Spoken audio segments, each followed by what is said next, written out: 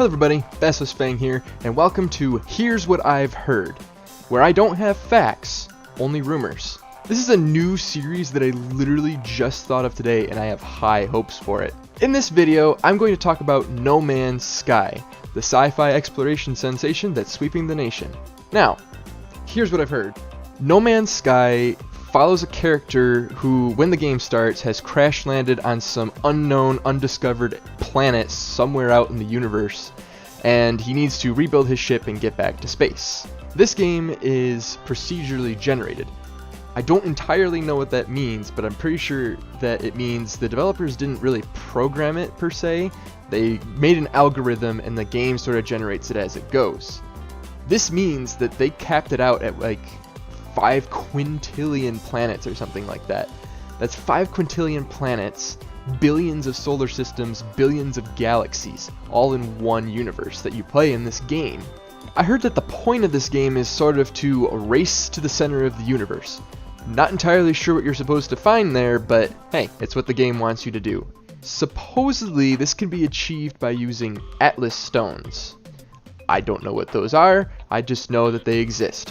One cool thing that I heard is that there are intelligent alien species in this game. These species of aliens speak their own language. You have no idea how to speak their language in this game, but you can learn. You can learn from some sort of like knowledge stone or something like that, I think. Or you can actually go to the aliens themselves and be like, hey, we're buds, you want to teach me a word? Now, part of me is kind of hoping that these aliens are procedurally generated along with the planets, but I don't know. That would be a lot of work to create languages for each of these aliens through like just an algorithm programmed into the game. Possible, but a lot of work, and that almost seems like too much. But I really like that idea of you have no idea how to speak these people's language, but you can learn. Because, I mean, let's face it, if we find alien life out there somewhere, we're not going to know their language, we're going to have to learn it somehow. Speaking of procedurally generated aliens, that is one of the cool things in this game, at least from what I've heard, is the flora, fauna, terrain, and all that stuff on each planet is also procedurally generated. So that means that there's some algorithm sort of randomly sticking together body parts for animals, or trees, or rock formations, and that just that blows my mind, really. And the cool thing is, if you're the first person to discover them, you get to name them. The game gives them like automatic scientific names, I want to say, but you can rename them as common names. This brings me to a sort of touchy subject when it comes to No Man's Sky. I heard two things. First thing I heard is that the game is single player, which seems fine.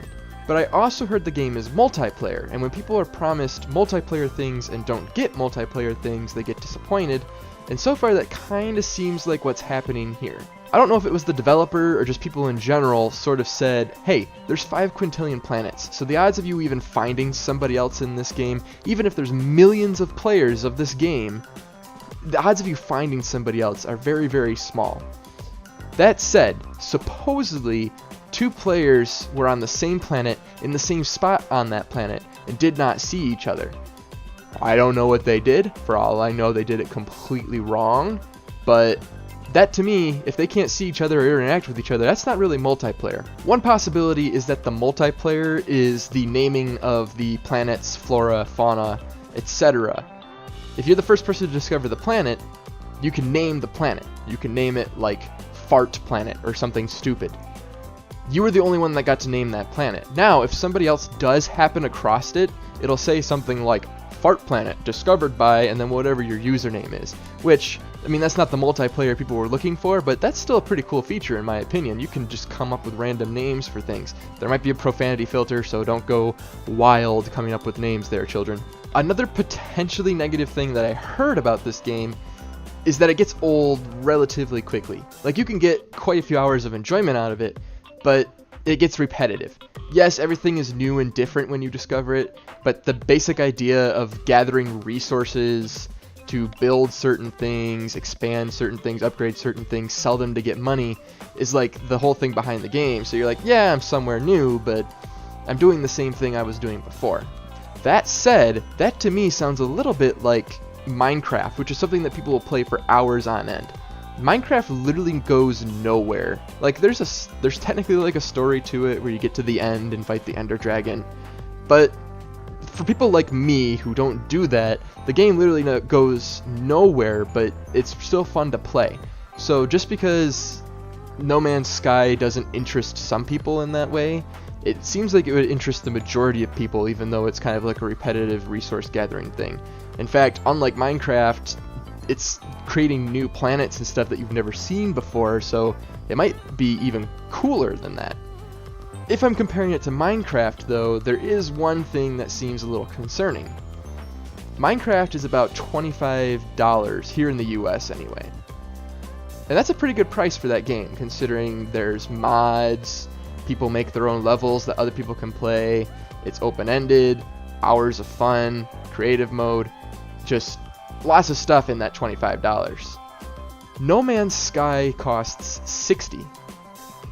That's the same as like a really good AAA game, something that everybody buys, like Battlefield, Call of Duty, Grand Theft Auto, just to name a few. No Man's Sky is an indie game, and that in and of itself isn't a bad thing. There are probably plenty of indie games, there probably are plenty of indie games out there that cost $60.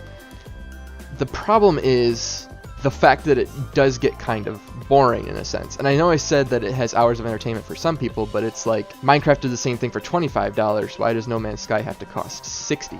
I've never played it. I would like to, just to kind of try it out, but $60 does seem kind of steep for this game. Supposedly, it doesn't actually take that long to get to the center of the universe if you really try, so all that's left after that is finding and discovering new things, which for $60, I don't know, you be the judge. The other negative thing I heard, which isn't so much to be unexpected, is that it's buggy. There's a lot of new games that come out like that. They're just buggy, they're ports from consoles to PC, and they just don't work quite right. And a lot of times these things get fixed, but paying $60, back to the $60 thing, for a buggy game seems a bit steep. Now, there's a lot of people who are like, oh, they're eventually going to fix the bugs, so just pay $60 for it and eventually it'll be worth the $60. But other people out there are kind of like, I'll buy it for $60 when it's actually worth the $60. Well, that's everything I've heard. I don't know if any of it's accurate. You guys will have to decide that for yourself. Thanks everybody for watching. Make sure that you like this video and subscribe to the channel. You'll get more of this and other videos that I do. Make sure you check the description below for links to other videos that I've done, as well as to the Facebook page and the Twitter feed. If you have something to add to what I said, comment it below. Get a conversation started. Other people might talk to you. I might talk to you. Sometimes I get bored.